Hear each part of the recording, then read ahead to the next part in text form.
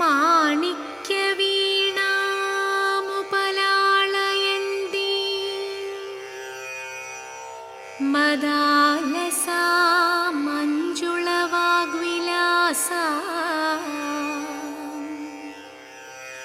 മാഹേന്ദ്രനീലദ്വിതികോമളാംഗീ മാതംഗകന്യാ മനസാ സ്മരാമി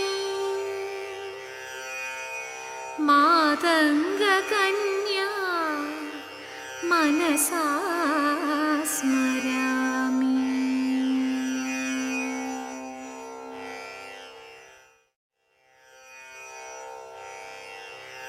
മാണിക്യവീണാമുപലാളയന്തി മദാലസാ മഞ്ജുളവാഗ്വിലാസാ. പക്ഷെ ഈ എഴുത്ത് തുടങ്ങിയ പിന്നെ മാഷയുടെ ഈ ചിട്ടവട്ടങ്ങളെല്ലാം തെറ്റി. മാഷക്ക് ഉറക്കമില്ലാണ്, ഉച്ചയ്ക്ക് ഉറക്കില്ല, രാത്രിക്ക് ഉറക്കില്ല. മാഷ് ഇങ്ങനെ ഓർമ്മിക്കുകയാണ് പഴയ കാര്യമൊക്കെ. ചെറുപ്പം മുതൽ മാഷ് ഇങ്ങനെ ഓർത്ത് എടുത്ത് ഓരോന്നും എന്നോട് പറഞ്ഞിരിക്കും. പറയുമ്പോൾ ഞാനത് റെക്കോർഡ് ചെയ്തിട്ട് അത് പിന്നെ നോട്ട്ബുക്കിൽ എഴുതും. അതിനുശേഷം മാഷ കേൾപ്പിക്കും. എന്നിട്ടും രണ്ടാമത് ഫേസ്ബുക്കിൽ എഴുതിയിട്ട് പോലും മാഷ കേൾപ്പിക്കും. അപ്പോൾ മാഷ് പറയും, ഇന്ന ആളെ വിട്ടുപോയിട്ടുണ്ട് എന്ന് പറഞ്ഞാൽ മാഷത്ത് അത് ഓർത്തോണ്ടിരിക്കണേ. ഇങ്ങനെ ആരൊക്കെയാണ് ഒരു പരിപാടിക്ക് പോയി കഴിഞ്ഞാൽ, ഒരു വിദേശ ക്ലബിൽ പോയി, ഇറ്റലി സന്ദർശനത്തിൽ പോയി, അവിടെ ആരൊക്കെ ഉണ്ടായിരുന്നു ഇങ്ങനെ അവനെ വിട്ടുപോയോ ഇന്നിങ്ങനെ ഓർത്ത് മാഷ് ഇങ്ങനെ ഓരോ കാര്യങ്ങൾ ഇങ്ങനെ പറയുന്നത്. അപ്പൊ അത്രയ്ക്കും പിന്നെ സന്തോഷത്തോടുകൂടി ആണ് ലാസ്റ്റ് അവസാനം വരെ എഴുതി നിർത്തിയത്. മാഷയുടെ എനിക്ക് സങ്കടം പോയി. മാഷയുടെ ഈ ആ ഒരു താല്പര്യം തന്നെ കണ്ടു കഴിഞ്ഞു. അത്രയ്ക്ക് ആത്മാർത്ഥത. അപ്പോൾ ഞാനിങ്ങനെ ചെറുപ്പത്തിലേക്ക് സന്ധിച്ച് വന്ന് ലാസ്റ്റ് പിന്നെ ലാസ്റ്റ് അവാർഡ് വരെ പറഞ്ഞു നിർത്തിയത്. എന്തായാലും ഒരുപാട്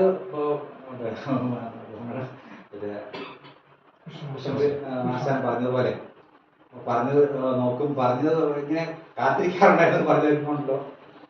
അപ്പോൾ എന്താ പറയുക, എനിക്ക് അത്ര സന്തോഷം എനിക്ക്. കാരണം അത്രയ്ക്ക് താല്പര്യം മാഷോട് ബഹുമാനമാണ്. മാഷോടുള്ള ആ ഓരോ കാര്യം ആശാൻ പറയുമ്പോഴും ആശാനെ കുറിച്ചുള്ള വാസു ആശാനെ കുറിച്ചുള്ള ആ ഓർമ്മകൾ ഇങ്ങനെ മനസ്സിൽ ഇങ്ങനെ അത്രയും ഉള്ളതുകൊണ്ടാണ് ഇങ്ങനെ അത് തോന്നിയത്. പിന്നെ എന്തായാലും ഈ അവാർഡ് ഇവിടെ പറവൂര് കളിയരങ്ങ് അല്ലേ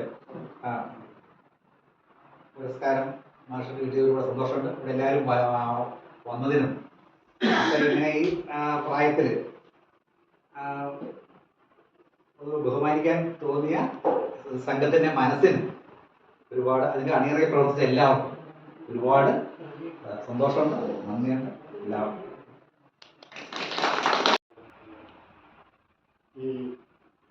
ഞാൻ ഒന്ന് പറയുകയാണ്.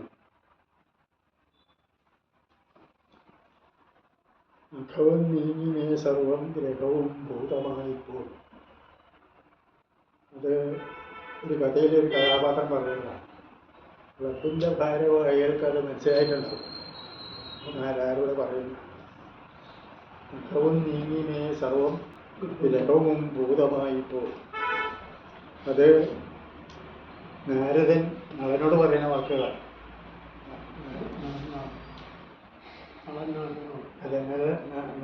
നളൻ നാരദനോട് പറയുന്നതാണ്. നാരദനെ നളനെ കാണാൻ ചെന്നപ്പോൾ വീട്ടിൽ വെച്ചിട്ട് പറയുന്നതാണ്, ആദരിച്ചിട്ട് പറയുന്നതാണ്. അപ്പോൾ ആ ഒരു അനുഭവം ഇത് തോന്നുന്നു. പിന്നെ ഞാൻ പറയാനുള്ളത് കുറേ നേരത്തെ ഞാൻ പറഞ്ഞു കഴിഞ്ഞു. ഈ ഓർമ്മ പണയത്തിലാണ്.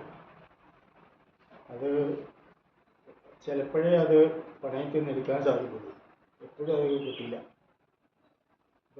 ഈ ഓർമ്മ എന്നുള്ളത് കുറേശ്ശെ ഇങ്ങനെ പറഞ്ഞു വരുന്നത് കൊണ്ട് ഇങ്ങനെയുള്ള ഇതിൽ എന്നോട് ചിലപ്പോൾ വായനശാലയിൽ അത് മാസം 4 വാക്ക് പറയും 8 വാക്ക് പറയും എന്നൊക്കെ പറയുമ്പോൾ ഞാൻ ഈ വാക്ക് പറഞ്ഞ് ഒഴിവാകാനാണ് ഇപ്പോൾ കുറച്ച് കാലമായി.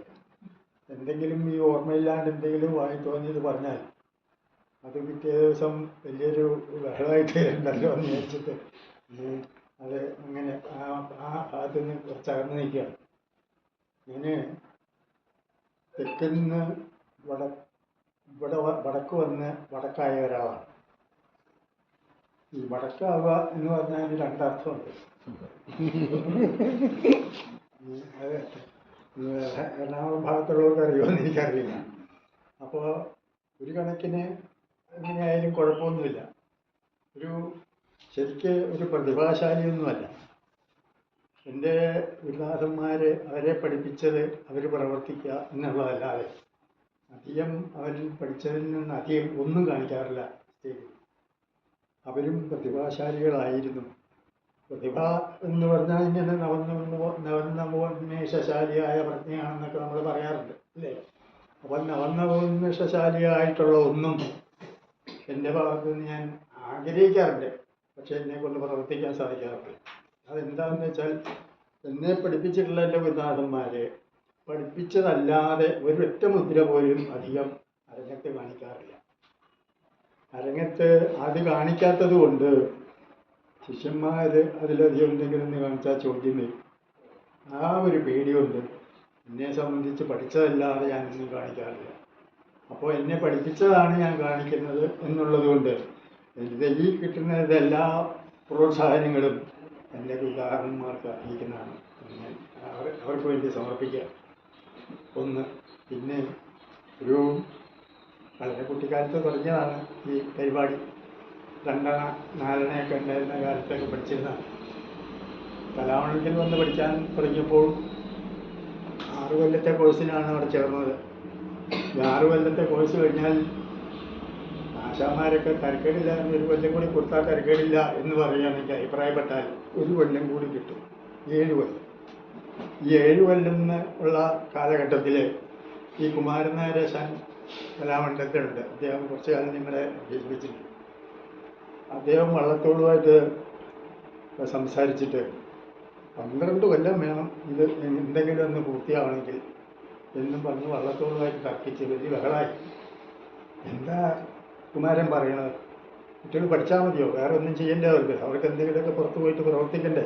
അതിനുള്ള സമയമൊക്കെ വേണ്ടേ? അല്ലെങ്കിൽ ഇങ്ങനെ പഠിച്ചുകൊണ്ടിരുന്നാൽ മതിയോ? ഒരു കാര്യം ചെയ്യാം, 12 കൊല്ലം എന്നുള്ളത് 8 കൊല്ലം ആക്കുക എന്ന് പറഞ്ഞിട്ട് 8 കൊല്ലം.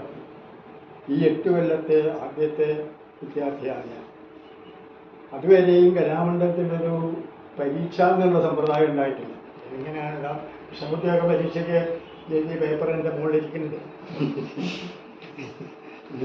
അത് കലാമണ്ഡലം സാധനത്തിനൊന്ന് പരീക്ഷയൊക്കെ ഉണ്ട്.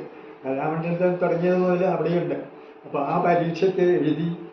അതുവരെയും കലാമണ്ഡലത്തിൽ എത്ര കൊല്ലം പഠിച്ചു എന്നുള്ളതിന് പഠനകാലത്തിൻ്റെ മാത്രമേ ഒരു സർട്ടിഫിക്കറ്റ് ഉള്ളൂ.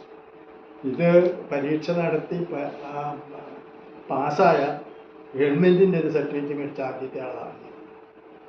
അപ്പം ഈ ഗോപിക്ക് പോലും ഈ 8 കൊല്ലമില്ല, ഈ സർട്ടിഫിക്കറ്റും ഇല്ല. 6 കൊല്ലമേ ഉള്ളൂ. 7 കൊല്ലം ഉണ്ടോയെന്ന് എനിക്ക് സംശയമാണ്. അപ്പോൾ ഈ ഇത്രയൊക്കെ യോഗ്യത ഉള്ളത് കൊണ്ടാണ് സത്യം പറഞ്ഞാൽ ഞാൻ ഈ വടക്കായി എന്ന് പറയുന്നതിൻ്റെ അർത്ഥം.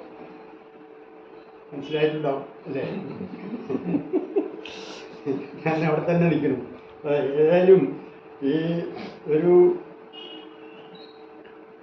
കാലഘട്ടം ആ വിദ്യാഭ്യാസം കഴിഞ്ഞ് നാട്ടിൽ നിൽക്കുന്ന കാലത്ത് നമ്മുടെ കൃഷ്ണനായരാശാൻ കലാമണ്ഡലം അദ്ദേഹം രാമൻകുട്ടി നായരാശാനോട് പറഞ്ഞു, രാമൻകുട്ടി ഒരു കഥ ഈ കുട്ടിത്തരം വേഷങ്ങളും ആദ്യസ്ഥാന വേഷങ്ങളും പഠിപ്പിക്കാൻ അറിയുന്ന ഒരു ആളെ നിങ്ങൾക്ക് ആവശ്യമുണ്ട്.